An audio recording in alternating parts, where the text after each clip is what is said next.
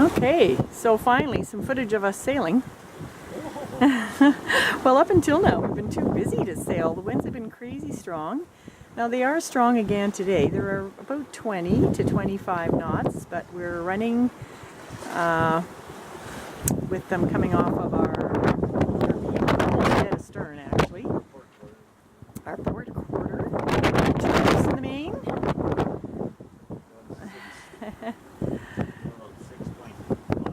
Doing about 6.5,